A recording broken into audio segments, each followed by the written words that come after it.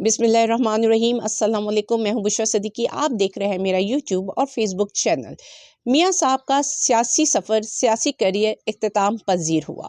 चौथी बार वज़ीर आज़म नहीं बन पाए और मुस्तकबिल में ऐसा दिखाई देता है, जो कि मुस्तकबिल का अल्लाह ताला के सिवा किसी को नहीं, लेकिन अपरेंटली हम ये कह सकते हैं कि शायद अब वो मुस्तकबिल में कभी भी वज़ीर आज़म ना बन सके, क्योंकि उनका सियासी सफ़र ख़त्म हो चुका है। और इस सियासी सफ़र को ख़त्म करने वाली उनकी अपनी दुख्तरे नेक हैं। वो जो कहते थे कि मियाँ के नारे वजन दे, मियाँ साहब खुद बज गए और मियाँ साहब को बजाने वाली उनकी अपनी बेटी मरियम नवाज़ है। जिस तरह से डिमांड की जाती रही मियाँ नवाज शरीफ के लिए कि extraordinary level playing field दी गई, तमाम रियासती मशीनरी उनके कदमों में ढेर कर दी गई, लेकिन फिर भी वो सादा अक्सियत भी इलेक्शन में हासिल नहीं कर सके। इसका मतलब ये हुआ कि सियासत में रहने के लिए, अवाम में रहने के लिए आपको अवाम का मैंडेट चाहिए। जिनके कंधों पे चढ़ कर आप आए थे, वो आपके केसेस माफ़ करवा सकते हैं, वो आपके लिए एक फील्ड बना सकते हैं, लेकिन आखिर में अवाम ही ताकत का असल सरचश्मा होती है जमहूरियत में। और अवाम ने अपने मैंडेट से नवाज शरीफ को बाहर कर दिया। उनकी चौथी बार वज़ीर आज़म बनने का सपना चकनाचूर हो गया। ये बहुत बड़ी अपडेट और बहुत बड़ी डेवलपमेंट है पाकिस्तान की सियासत में। वो शख्स जो 40 साल से सियासत करता रहा, 3 बार वज़ीर आज़म रहा, वो इस तरीके से, जिसे कहते हैं ना, बड़े बेआबरू हो के तेरे कूचे से हम निकले, तो बड़े बेआबरू होकर वो निकले और सुनाए कि अब उनकी परवाज़ लंदन की तरफ होगी और पता नहीं वापसी पाकिस्तान में होती भी है कि नहीं होती है। लेकिन वो जाते जाते मरियम नवाज़ को वज़ीर आला और शहबाज शरीफ को वज़ीर आज़म नामज़द कर गए हैं। और पाकिस्तान की तारीख में ये जो हुकूमत बनेगी, वो सबसे ज़्यादा कमज़ोर हुकूमत होगी और जो अपोजिशन होगी वो सबसे ज़्यादा स्ट्रॉन्ग अपोजिशन होगी। इसमें जो फ़ायदे आसिफ जरदारी ने लेने थे और जिस तरह नून को मैनिपुलेट करना था, वो कर गए। अब नून को समझ ली जो हुकूमत है वो उसके गले की हड्डी है, जिसको ना वो निगल सकते हैं ना वो उगल सकते हैं। अभी नताइज भी पूरे नहीं आए थे कि नवाज शरीफ ने आकर अपनी जीत का जश्न मनाने लगे थे और उन्होंने अनाउंस कर दिया था कि हम हुकूमत बनाएंगे और हम अलायंस करेंगे, लेकिन यही अनाउंसमेंट अब उनके गले की हड्डी बनी हुई है। क्योंकि अगर वो हुकूमत में नहीं आते तब मुश्किल, क्योंकि उनके पास अब कोई ऑप्शन नहीं है कि वो हुकूमत से इनकार हो जाए, वो पीछे हट जाए। और अगर हुकूमत में आते हैं तो इतनी कमज़ोर हुकूमत, जिसमें अगर आप देखें आसिफ जरदारी ने अपना पत्ता चला है, और क्या पत्ता चला है, उसने तमाम कॉन्स्टिट्यूशनल, तमाम आइनी जो सीटें होती हैं, जो पोजीशंस होती है, वो अपने पास रख ली। सदर उनका, चेयरमैन सेनेट उनका, स्पीकर उनका, इनके पास क्या रहा?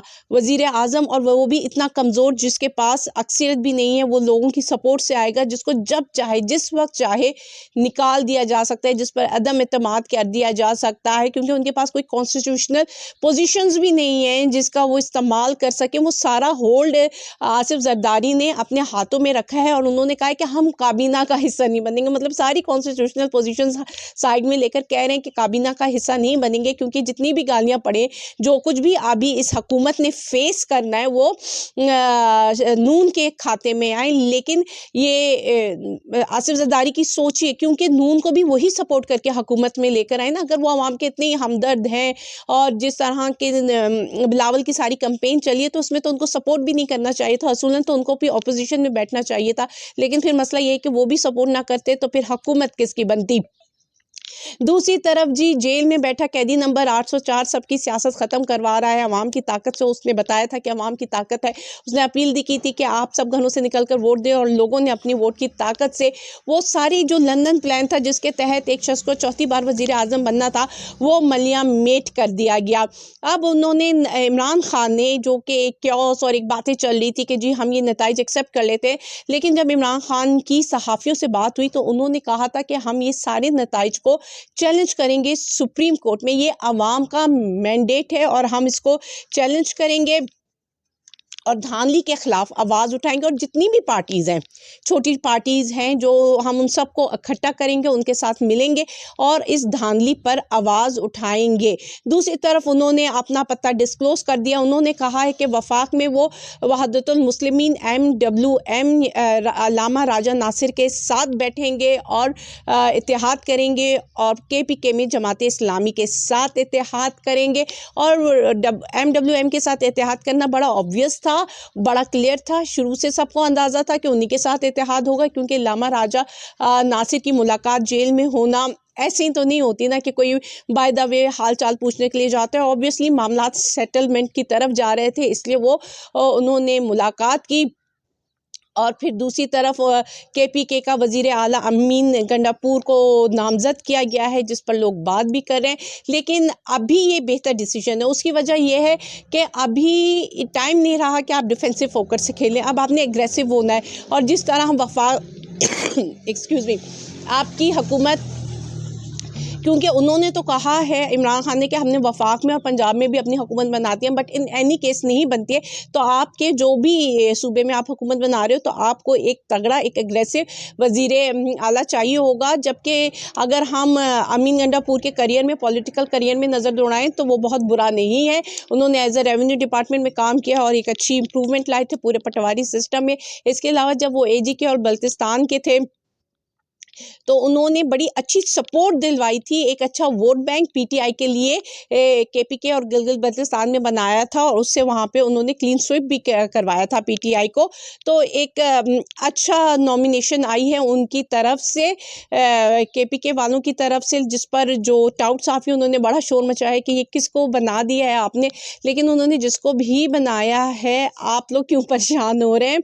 कोई वैलिड पॉइंट्स नहीं है, क्योंकि परेशानी तो उस बात पे होनी चाहिए कि जो नवाज शरीफ ने मरियम नवाज को नॉमिनेट किया है पंजाब के लिए चीफ मिनिस्टर, और विदाउट एनी पॉलिटिकल बाइसनेस। और ये एक इंडिपेंडेंट ओपिनियन है कि आप बच्चे के हाथों में चांद दे रहे हो, खिलौना दे रहे हो, वो तोड़ देगा। मरियम नवाज का वो कैलिबर नहीं है। वो एक घर की सियासत तो चला सकती हैं, लेकिन जो कैलिबर, जो सलाहियत एज अ चीफ मिनिस्टर सूबे को चलाने के लिए चाहिए, वो नहीं है उनके पास। और फिर जिस तरह एक ट्रेंड चल रहा है कि सनम जावेद को बना दिया जाएगा अपोजिशन लीडर, तो अगर नॉर्मल सर्कमस्टांसेस होते तो मैं सनम जावेद का भी अपोजिशन लीडर बनने के अगेंस्ट बात करती, उनकी मुखालफत में जाती, क्योंकि मुझे लगता है कि ये सारी पोजीशंस अवाम की पोजीशंस है, और यहाँ पे जब आप असेंबली में आ जाते हो तब आपका पहला काम अवाम को डिलीवर करना होता है। लेकिन जिस तरह के चीफ मिनिस्टर आ रहे हैं, फिर उसी तरह के आपको अपोजिशन लीडर भी चाहिए होंगे जो उनका मुकाबला कर सके, क्योंकि फिर मुकाबला काम की बुनियाद पर, टैलेंट की, सलाहियत की, कैलिबर की, कैपेबिलिटी, कैपेसिटी की बुनियाद पर नहीं होगा। मुकाबला ज़बान की बुनियाद पर होगा कि कौन कितना ज़बान दराज है, और किस तरह पंजाब की जो फ्लोर ऑफ द हाउस में किस तरह का माहौल बनेगा। तो एक बड़ा इंटरेस्टिंग सा माहौल बनेगा कि अगर इस तरह वहाँ पे मरियम नवाज़ होंगी, यहाँ सनम जावेद होंगे, तो मुकालमाबाजी ही होती रहेगी। लुत्फ़ अंदोज़ी के लिए तो बहुत अच्छा है, लेकिन मुल्क के लिए बिल्कुल भी अच्छा नहीं है, क्योंकि मरियम नवाज़ की अप्रोच को 2 सालों में हमने देख लिया है, उनकी अप्रोच क्या है। और दूसरी बात, हम नहीं भूले हैं और ना हम भूलने देंगे। अरशद शरीफ शहीद का कत्ल जिस दिन हुआ, उस दिन मरियम नवाज़ केक काट रही थी। ये बात अवाम कभी नहीं भूलेगी, और अवाम आपको वज़ीर आला किस तरह कबूल करती है, इस चोरी के मैंडेट के साथ किस तरह कबूल करती है, ये भी आगे बात खुलती जाएगी। और अल जज़ीरा वगैरह, और जिस तरह मैं पहले भी रेफ़र कर चुकी हूँ इंटरनेशनल मीडिया को, वो तो बार बार ये कह रहे हैं कि PMLN हार चुकी है, वो सीट्स गेन नहीं कर सकी, और धांधली से जीती हुई सीट पर वज़ीर आला बनकर देखते हैं कि किस तरह चलता है। क्योंकि यहाँ पे PTI कह रही है कि हम सुप्रीम कोर्ट में चैलेंज करेंगे। अगर चैलेंज हो जाता है, आप वज़ीर आला सपोज़ बन चुकी हैं और वो चैलेंज हो जाता है और सीट आपकी चली जाती है, फिर आपकी क्या हैसियत रहेगी? तो मुल्क में क्योस बढ़ता जाएगा। और इसलिए मैं कहती हूँ कि जो चीज़ है, जिसका मैंडेट है, उसको आने दो, उसको हकीकी मैंडेट दो, नहीं तो ये तो मामला और बुराई और ख़राबी की तरफ जाएगा। हालात सही नहीं होंगे और बिगड़ते जाएंगे।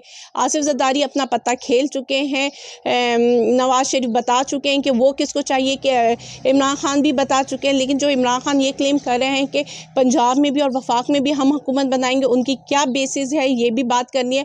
और दूसरी तरफ वो जो एक नैरेटिव बिल्ड हुआ था कि इमरान खान बनी गाला गए हैं, लोगों से मुलाकातें हुई हैं, तो वो सारा भी उन्होंने क्लियर कर दिया कि कोई भी ऐसी मुलाकात नहीं हुई है, कोई भी ऐसी डील नहीं हो रही है।